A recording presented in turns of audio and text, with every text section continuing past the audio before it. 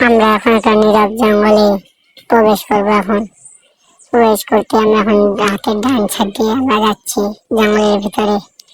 জঙ্গলের ভিতরে যে দেখবো জঙ্গলে কি কি পাওয়া যায় এবং কি কি দেখা যায় সেটাই আপনাদেরকে দেখানোর চেষ্টা। জঙ্গলে ঢুকে আমরা চারিপাশটা দেখতেছি ভালোভাবে।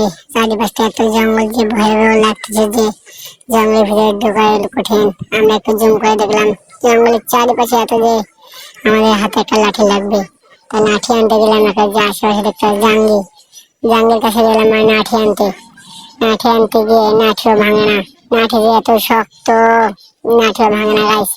লাঠিটা এনে আমরা আবার চারিপাশে ক্যামেরা ঘুরিয়ে দেখলাম চারিপাশে যে এত জঙ্গল, আমার হাতে একটা লাঠি কোনো খুঁজে পাচ্ছি না। তারপর আমার ক্যামেরাম্যান একটা লাঠি ভেঙে দিল। ক্যামেরাম্যান আমাকে একটা লাঠি ভেঙে দিল। লাঠিটা দেখছেন, লাঠিটা আশেপাশে মানে আমি ট্রাই করতে দেখতেছিলাম। ক্যামেরাম্যানকে আমি মোবাইলটা দিলাম আমার ক্যামেরাম্যানকে আমি একটা শট দিয়ে চাইলাম। ক্যামেরাম্যান খালি ভুল ভাল কথা বলতেছে, সেগুলোই আপনার না শুনলে চলবে। চলুন গাইস, এখন আমার জঙ্গলের ভিতরে প্রবেশ করবো।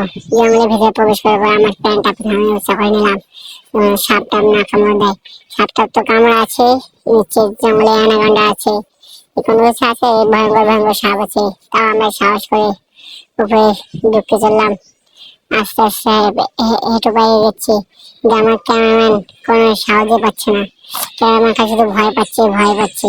ক্যামেরাম্যান মুখে কোনো আওয়াজ না করে গাইস। আর আমাকে শুধু ভয় লাগতেছে। সাপ আমি পায়ের নিচে দেখতেছিলাম, জোরটা আসে নাকি।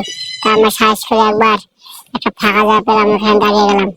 দাঁড়িয়ে আমি চারপাশটা দেখতেছি। চারপাশটা এত যে ভয়াবহ লাগতেছে, গাইস আমার সামনে যে এগোবো কোনো কিছু বুঝতে পারছি না। তা আমরা একটা জুম করে নিলাম। জুম করতে করতে আমরা একটা সাপের দেখা পেলাম।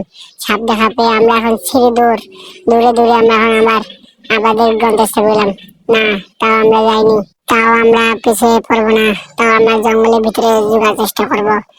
তার আবার উল্টো সাইডে আমরা আবার ঢোকার চেষ্টা করবো। ভাবছিলাম খুঁড়ে ঢুকবো, একটা মনে পড়লে একটা লাঠি দরকার। আগে একটা লাঠি নিলাম। লাঠিটা হাতে নিবো না জঙ্গলের ভিতরে ঢুকবো তাই কিছু বুঝতেছি না। তাও সাহস করে একটা লাঠি ভাঙলাম। লাঠিও ভাঙে না। ওই আগে লাঠিটা ভেঙে গেছে, এই লাঠিও ভাঙে না। তাও কষ্ট মষ্টে ভাঙলাম। যেমন ভাঙে তা আমার ক্যামেরাম্যান আমাকে একটা শট দিয়ে ভিতরে পাঠিয়ে দিয়েছে। আমি দীর্ঘ ভয়াবহ অবস্থায় আমি জঙ্গলের ভিতরে ঢুকলাম। তাও গুটি পায়ে গেছিলাম।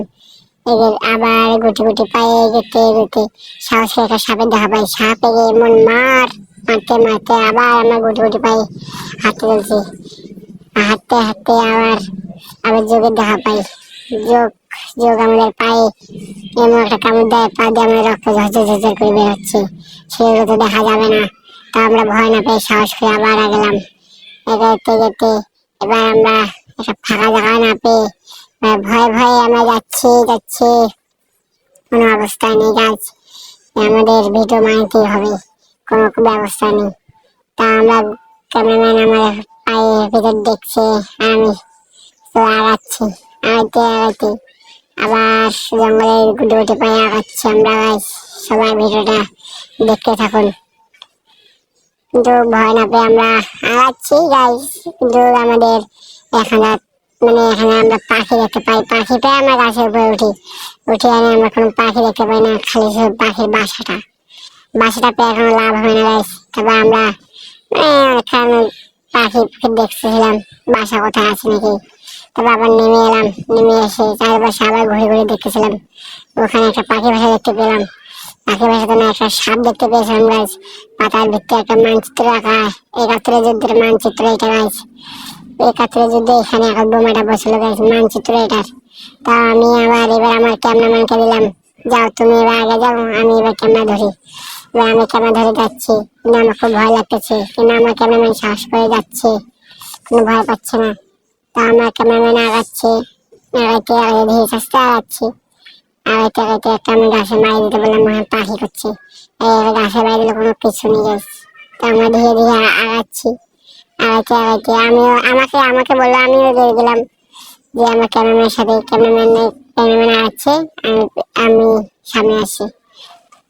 ক্যামেরাম্যান যেতে ক্যামেরাম্যান ধর করে ঝাঁপ দিয়ে আবার বললো সাপ পালা।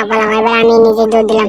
তো দিয়ে আমরা এখন বাসা চলে যাবো, এখানে কিছু নেই। সো গাইস, আপনাদের ভিডিও দেখলেন, এখন চ্যানেলটি সাবস্ক্রাইব করবেন, লাইক দিবেন, যে সবার প্রথম আমরা যে ভিডিও বানাতে আপনার কাছে চলে যাবে। সবাই লাইক দিবেন এবং পাশে পাবেন। ধন্যবাদ।